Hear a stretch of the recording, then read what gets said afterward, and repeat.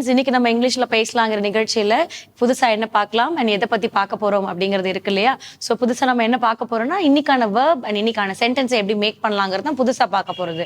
Already நம்ம பார்த்துக்கிட்டு இருக்கிறத என்ன பண்ணிக்கலாம், ஒரு நினைவூட்டலோட ஆரம்பிச்சிடலாம், அதாவது ரீகாலோட ஸ்டார்ட் பண்ணிடலாம். ஸோ நம்ம எதை பத்தி பார்த்துட்டு இருக்கோம், டென்சஸ் இல்லையா? ஸோ காலங்கள் அப்படிங்கிற விஷயங்கள் தான். ஸோ காலங்கள் அப்படிங்கும் போது நமக்கு என்ன இருக்கு, 12 கைண்ட்ஸ் ஆஃப் டென்சஸ் இருக்கு. ஸோ இந்த 12 கைண்ட்ஸ் வரும்போது நமக்கு ஒவ்வொரு டென்ஸுமே ஒவ்வொரு டிஃப்ரெண்ட் பெர்ஸ்பெக்டிவ்ஸை நமக்கு கொடுத்துட்டு தான் இருக்கு.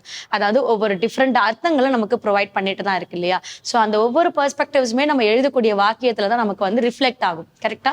ஸோ நம்ம என்ன டென்ஸா இருந்தாலும் நீங்க என்ன சென்டென்ஸ் அமைக்கிறீங்களோ அந்த சென்டென்ஸை பேஸ் பண்ணி தான் அது என்ன டென்ஸ்ல வந்து ரிஃப்ளெக்ட் ஆகுதுங்கிறது நமக்கு தெரிய வரும் இல்லையா? ஸோ அப்படி இருக்கும்போது நம்ம இன்னைக்கு எக்ஸ்க்ளூசிவா எந்த டென்ஸ் பத்தி பார்த்துட்டு இருக்கோம், பார்க்க போறோம் அப்படின்னாலும் future perfect tense. So already நம்ம பார்த்துட்டு இருக்கோம், இன்னைக்கு அதோட கண்டினியூவேஷன்ஸா பார்க்க போறோம். ஸோ அதுலயுமே நம்ம கைண்ட்ஸ் ஆஃப் கேட்டகரியில பாசிட்டிவ் அப்படிங்கிற ஒரு எஃபர்மேஷனோட ஸ்டார்ட் பண்ண போறோம். அதாவது சென்டென்ஸை பாசிட்டிவா எப்படி பேசலாம் அப்படிங்கிறதா. ஒன்ஸ் நீங்க பாசிட்டிவா பேச ஆரம்பிச்சிட்டீங்க, பாசிட்டிவா சென்டென்சஸ் எழுத ஆரம்பிச்சிட்டீங்கனாலே ஆப்வியஸா நீங்க என்ன பண்ணலாம்னா அதை நெகட்டிவாவோ இல்ல ஒரு இன்ட்ரோகேட்டிவ்ஸாவோ நீங்க மாத்திக்கலாம். ஓகே, ஸோ இந்த மாதிரியான ஒரு 2 கேட்டகரிஸ்ல நீங்க டிஃப்ரெண்டா சேஞ்ச் பண்ணிக்கலாம். ஸோ எய்தர் அதே போல நமக்கு ஒரு சென்டென்ஸ் அமைக்கணும் அப்படின்னா குறிப்பா யார் வேணும்னா ஆக்ஷன் தான், செயல் தான். என்ன செயலை செய்ய போறீங்க, அந்த செயலை எப்படி செய்யறீங்க, இல்ல எப்படி எதை சார்ந்து செய்யறீங்க, ஒரு பெர்ஃபார்மன்ஸ் நீங்க அதை கொடுக்கறது லாஸ்ட்ல. அதுக்கு முன்னாடி நீங்க செய்யற செயலை யாரை இண்டிகேட் பண்ணுது, யார் அந்த செயலை செய்யறாங்க அப்படிங்கறத குறிக்கிறது. அப்போ ஒரு சப்ஜெக்ட், தென் ஒரு V3, அதாவது verb 1 verb 2 verb 3 ஆக்ஷன் யார் வேணுமோ எடுத்துக்கலாம். ஸோ V3 தான் ஸ்பெசிஃபிக்கா சொல்லணும். எதனால அப்படின்னா நான் இந்த டென்ஸை யூஸ் பண்றதுனால இங்க நான் வந்து V3 தான் யூஸ் பண்றேன்னு ஸ்பெசிஃபிக்கா சொல்றேன். அப்ப ஃபியூச்சர் பர்ஃபெக்டோட ரூல் ஃபாலோட் பை V3 கொடுத்தாச்சு. அண்ட் நாங்க பெர்ஃபார்மன்ஸ் என்னவோ நீங்க அதை கொடுத்துக்கலாம் இல்லையா? ஸோ இதுதான் ஒரு வாக்கியத்தை அமைக்கிறதுக்கான ஒரு வழி. ஸோ இன்னைக்கான சென்டென்ஸ் என்ன, இன்னைக்கான verb ஃபார்ம் என்னன்னு சொல்லி தருவாங்க.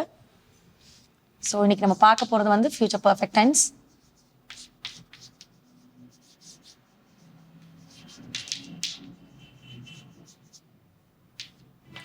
ஸோ அதில் வந்து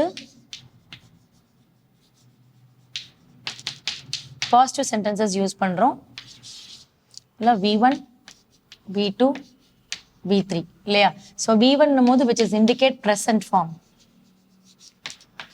V2 வந்து பாஸ்ட், V3 வந்து பாஸ்ட் பார்ட்டிசிபிள். அப்போ 3 விஷயங்கள் இங்கே இருக்கு, V1 V2 V3. ஸோ இன்னைக்கான வேர்ப் என்ன அப்படின்னா கால் அப்படிங்கிறதுனா. ஸோ ஜென்ரலாக கால் அப்படின்னா என்ன, அவங்கள கூப்பிடு அப்படின்னா ஜஸ்ட் காலர், கூப்பிடு அப்படின்வாங்க. இல்லைன்னா கால் மீ அப்படிங்கிறது, இல்லை காலும் அப்படிங்கிறது ஒரு இன்ஸ்ட்ரக்ஷன்ஸ் கொடுத்துட்டே இருக்கும் இல்லையா, ஷார்ட் மெசஞ்சரா. ஸோ அப்போ இங்கே கால் அப்படிங்கிறது என்ன, அழைப்பு. யாரோ ஒருத்தர் உங்களை கூப்பிடுறாங்க இல்லையா, அழைப்பு. இப்போ V2 V3 அப்படிங்கிறது என்னன்னா கால்டு. அந்த கால்டுல வந்து V2 V3ல வந்து நம்ம 2 சொல்லலாம். என்ன சொல்லலாம்னா ஃபர்ஸ்ட் V2ல நீங்க சொல்றீங்கன்னா அழைத்தார், இதுவே V3ல நீங்க சொல்றீங்க அப்படின்னா அழைக்கப்பட்டது.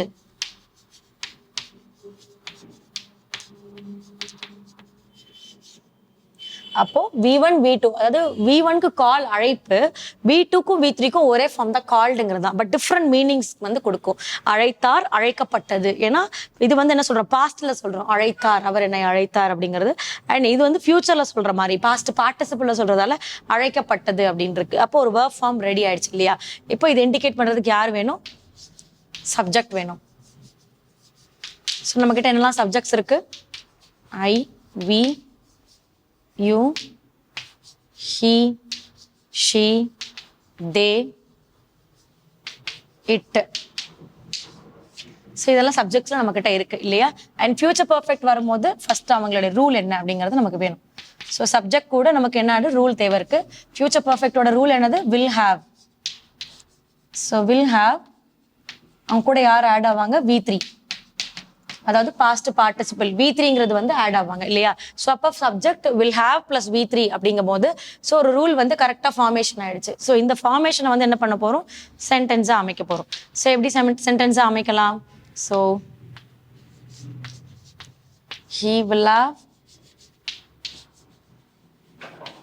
have என்ன பண்ணிருக்காங்க, called me, he will have called அப்படிங்கிறது. ஸோ அப்போ அவர் என்ன பண்ணியிருக்காரு, அழைத்திருக்கிறார் அப்படிங்கிறது. ஸோ எப்படி அழைத்திருப்பார் அப்படிங்கிறது இருக்கு. அப்போ he will have called, அவர் வந்து அழைத்திருக்கிறார் இல்லை அழைத்திருப்பார் அப்படிங்கிறது சொல்லியாச்சு, will have calledன்னு. அதை நீங்க என்ன சொல்ல வரீங்கன்னா he will have called me back. அப்ப அவர் என்னை திரும்பும், அதாவது திரும்பவும்னா என்னது, மறுபடியும் அவர் உங்களை அழைச்சிருக்காரு. கால்ட் மீ பேக் இல்லையா? ஸோ கால் மீங்கிறது யாரை குறிக்குது, திரும்பவும் இன்னொருத்தர், அதாவது அந்த எய்தர் தேர்ட் பார்ட்டை குறிக்குது, அதாவது இன்டைரக்டா வரக்கூடிய பர்சனை குறிக்குது. Indirect object. ஓகே, இந்த சப்ஜெக்ட்ல டைரக்டா ஒருத்தர் இருக்காரு. ஸோ அவர் என்ன சொல்றாரு, he will have called me back. அவர் என்ன பண்ணுவாரு, எனக்கு திரும்பவும் கால் செய்வாரு அப்படிங்கிறது. இப்ப நான் சொல்றேன்னா அவர் எனக்கு திரும்பவும் கால் செய்வாருன்னு நான் சொல்றேன் அப்படிங்கும் போது, அப்ப அந்த அவருங்கிறது வேற ஒருத்தரை குறிக்குது. ஆனா அப்ப வந்து எனக்கு சொல்லிக்கிறேன், அப்ப மீங்கிறது என்ன குறிக்குது. அப்ப ரெண்டு சப்ஜெக்ட்ஸ் இருக்காங்க. இந்த இடத்துல இன்டைரக்டா நான் சொல்லிக்கிறேன், he will have called me back அப்படிங்கறத. அப்ப என்ன அர்த்தம், அவன்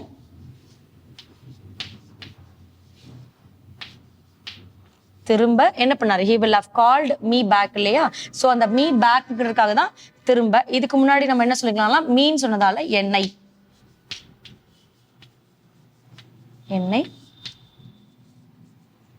திரும்ப எழுதியாச்சு. அப்போ he அவன், called me அதாவது me back அப்படிங்கிறது ரெண்டாவது கொடுத்தாச்சு. என்னை திரும்ப, will have called 3,